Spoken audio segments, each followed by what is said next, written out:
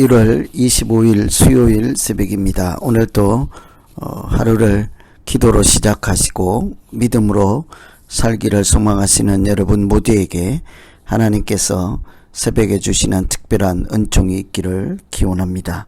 오늘 같이 기도하실 말씀은 마태복음 4장 12절부터 25절까지 말씀입니다.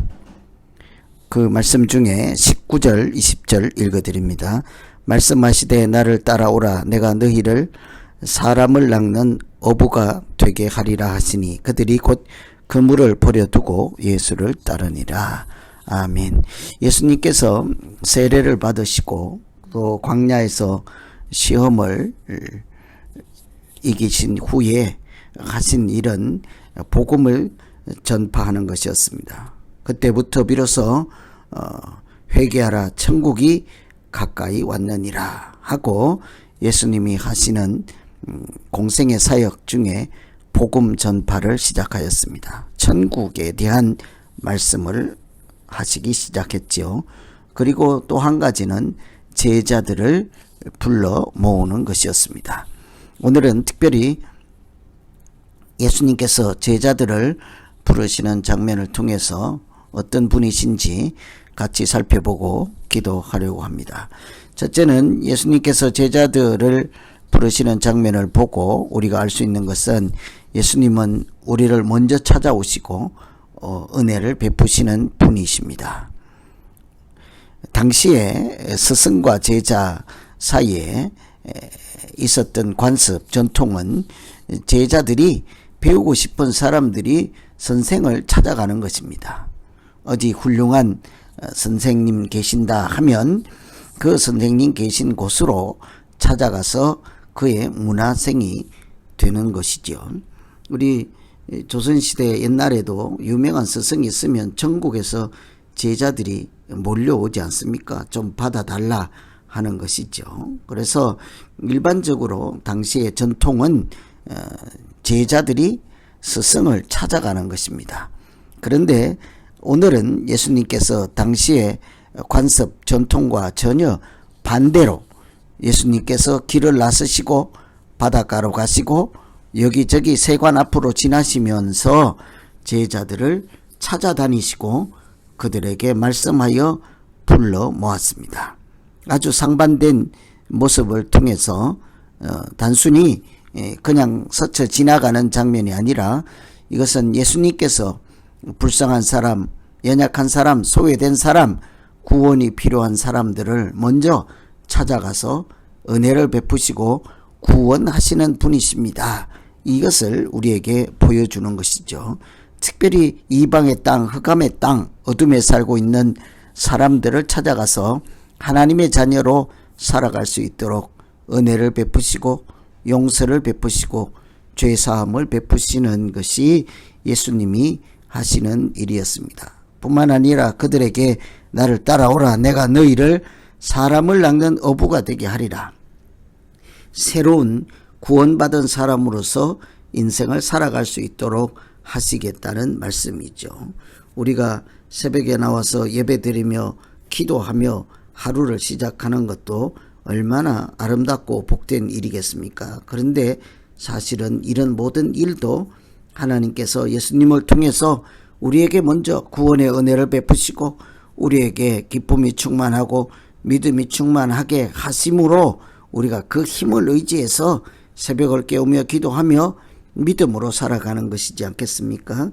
이처럼 예수님은 우리를 먼저 찾아오시고 은혜를 베푸시고 죄사함을 베푸시고 구원을 하셔서 우리로 하여금 하나님을 아는 자로 살게 하시는 줄로 믿습니다.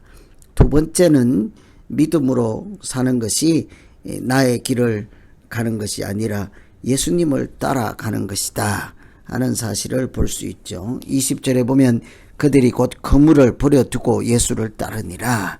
나를 따라오라 사람을 낚는 어부가 되게 하리라. 예수님은 제자들을 향하여 죄사함을 받으라 그것으로 끝나는 것이 아니라 나를 따라오라 하죠. 예수님을 따라오라고 하십니다. 누구를 따라가려면 우리가 이 세상 가운데서도 많은 변화가 있어야 하지 않겠습니까? 우선은 내가 정한 길로 가지 않아야 어떤 사람을 따라갈 수 있습니다. 방향도 달라지고 때로는 목적도 달라지죠. 내가 계획한 길이 아닌 누군가를 따라가는 그 사람의 길을 가고자 한다면 많은 변화가 있고 결단이 있어야 되죠. 오늘 제자들이 뭐라고 합니까? 그물을 버려둔다고 하죠.